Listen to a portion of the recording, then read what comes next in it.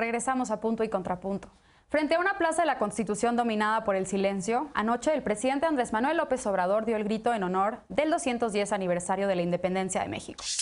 A los vivas habituales añadió uno a la fraternidad universal, al amor al prójimo y a la esperanza en el porvenir, pero no al personal de salud, lo que ha sido criticado en redes sociales. Lo que sí hizo el mandatario fue guardar un minuto de silencio en honor a las más de 71,000 personas que han muerto a causa de la COVID-19. Esta mañana encabezó el desfile militar en el que tampoco hubo asistencia ciudadana, pero sí entregó la condecoración Miguel Hidalgo a 58 médicos y enfermeras que participaron en la lucha contra el COVID-19. En su segundo informe de gobierno, el presidente López Obrador dijo que tenemos el mejor gobierno en el peor momento. Y en su columna de este lunes, Genaro Lozano escribió que este gobierno no está liderando para unir al país, sino profundizando la división. ¿Es así? ¿Qué piensa la mesa? Querida Lisa, si quieres empezamos contigo. Un grito en medio de una crisis sanitaria. Sabíamos que iba a ser diferente, pero ¿cómo lo viviste tú? ¿Fue como lo esperabas?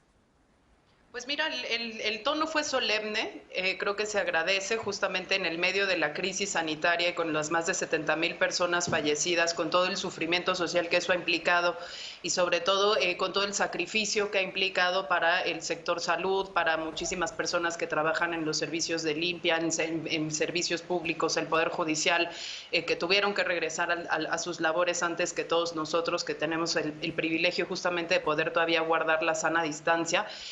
Creo que era el adecuado, ¿no? Es decir, no podíamos hacer una gran celebración en el medio del contexto en el que estamos. Yo estoy de acuerdo con algunos de los puntos tocados justamente por Genaro. Creo que hay muchas cosas que señalarle al presidente y a su gobierno, porque no es nada más el presidente un poco hacia adelante. Nos quedan 4 años. En esos 4 años tenemos mucho que reconstruir, tenemos mucho que rehacer, tenemos mucho que pensar. Y en ese sentido, pues una de las principales cosas que se mencionaban tanto en su columna como en varias otras de las plumas que escribieron sobre el tema era precisamente pues cuáles son los límites a las expresiones, los señalamientos, los usos, justamente las lecciones políticas de las que hablaba Frida, de que el presidente se autoriza todos los días desde el púlpito de la mañanera, o que ya se empezaron a autorizar otros funcionarios como Hugo López-Gatell en las conferencias vespertinas del seguimiento del COVID-19, donde ya habla casi de cualquier cosa y aplaude todo lo que haga el presidente, incluida justamente su carta al Senado y la pregunta, ¿no? Sí.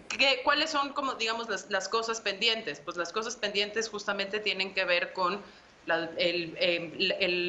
las políticas de saneamiento económico, sabiendo que vamos a decrecer al 15% el PIB. El tema de las mujeres, que lo hemos discutido muchísimo en esta mesa y que sigue sin tener realmente una solución de fondo.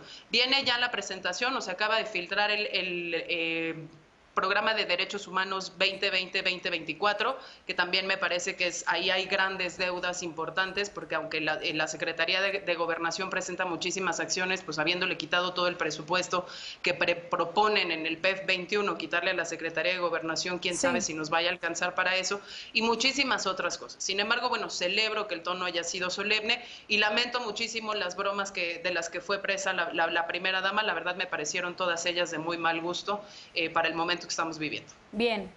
Frida, ¿tú cómo viviste esta conmemoración a la independencia de nuestro país? ¿Coincides con quien piensa que fue un grito sin gente, pero con esperanza?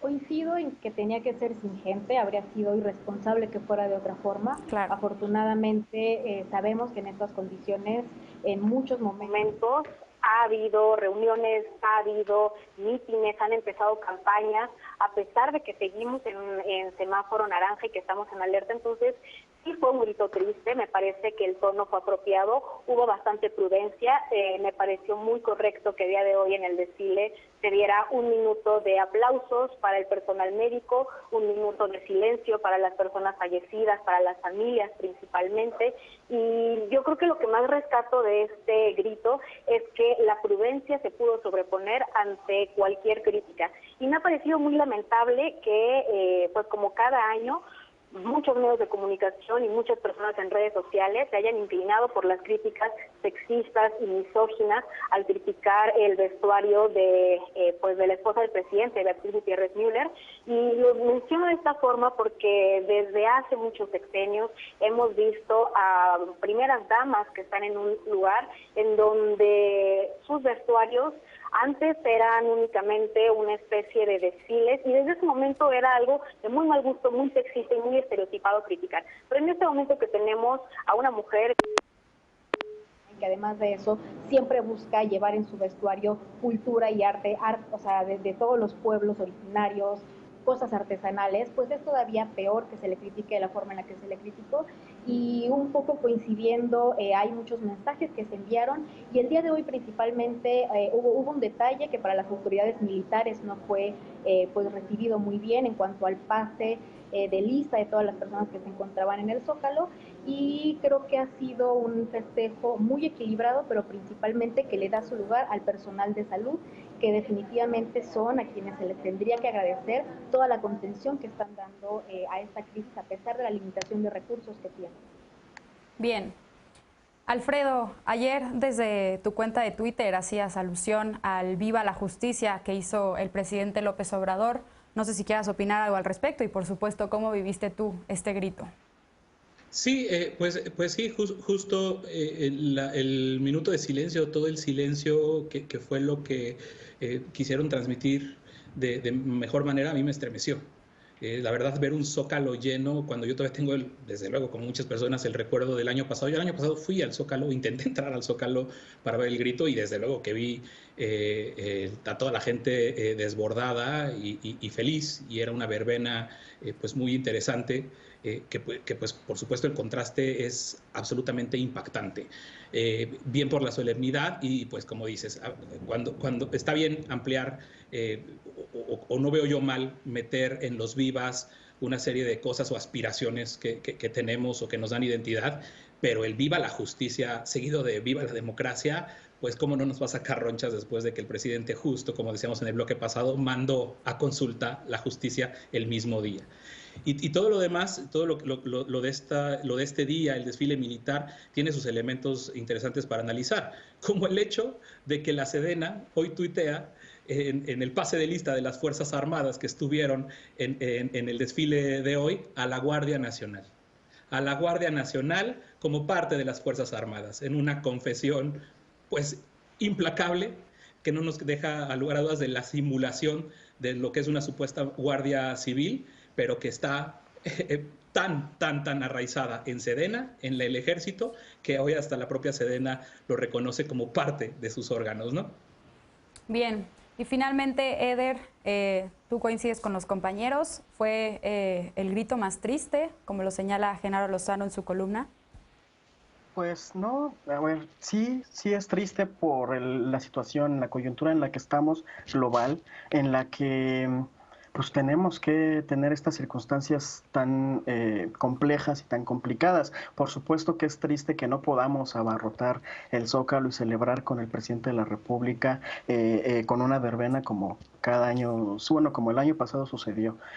Sin embargo, yo veo un montón de elementos que me parecen muy rescatables. Primero, se hizo toda la solemnidad, el minuto de silencio ayer y hoy para las víctimas del COVID. También el minuto de aplausos para el personal médico, y se les entregó, y eso es muy importante señalar, la condecoración Miguel Hidalgo a todo el personal médico que está atendiendo la pandemia y que son los verdaderos héroes y heroínas de esta situación. Hay un montón de elementos simbólicos que me parece muy importante rescatar.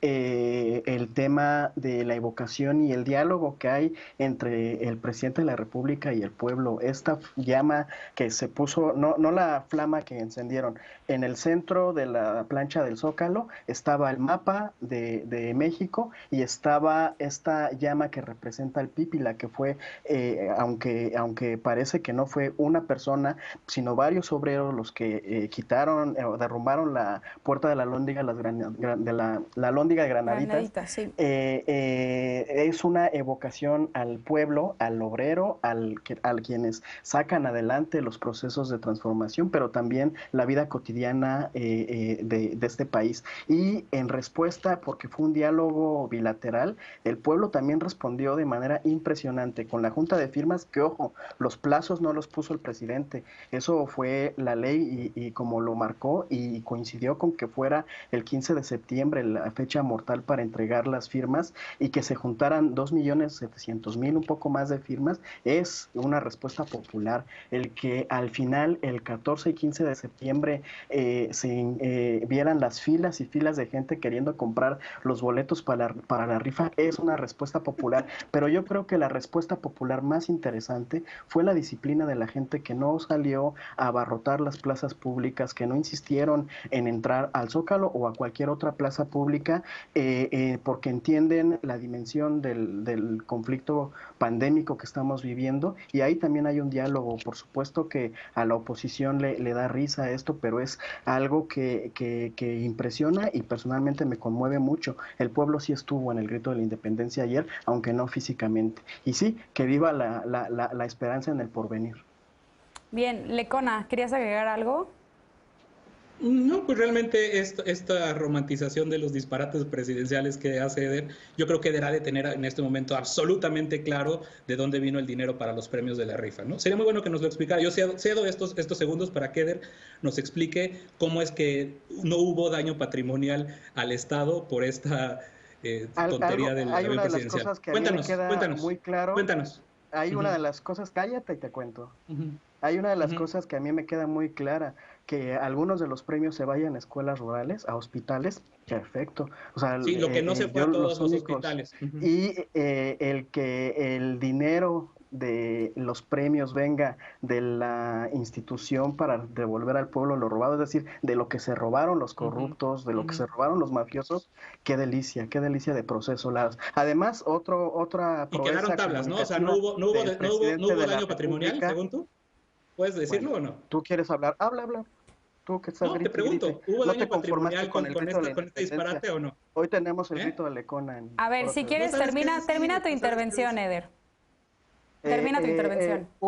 Un nuevo éxito comunicativo del presidente es que a esta generación que no acostumbramos, yo jamás había visto el festival que se hace con los gritones y todo el tema de la Lotería Nacional. Pues ayer había cientos de miles de personas viendo la Lotería Nacional. Es otro éxito comunicativo de Andrés Manuel López Obrador y otro ejemplo de cómo si hay un arraigo popular entre lo que el presidente dice y hay una respuesta de la gente muy impresionante. Pero no tienes ni idea de dónde vino el dinero. Muy Frida, ¿querías decir algo brevemente? 30 segundos.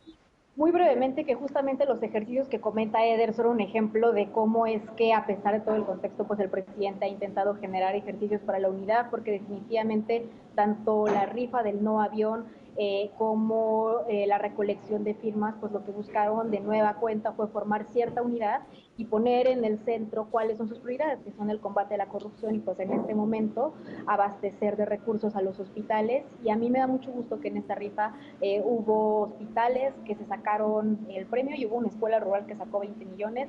Entonces, aunque es cierto que es irregular que el propio INSABI comprara boletos, es algo que tendríamos que estar cuestionando, la realidad es que el ejercicio en sí mismo fue simbólico y fue un llamado a la unidad para que tanto se unieran para apoyar a los médicos, a hospitales, a enfermeras, como para que se unieran a estar combatiendo la corrupción con la recolección de firmas.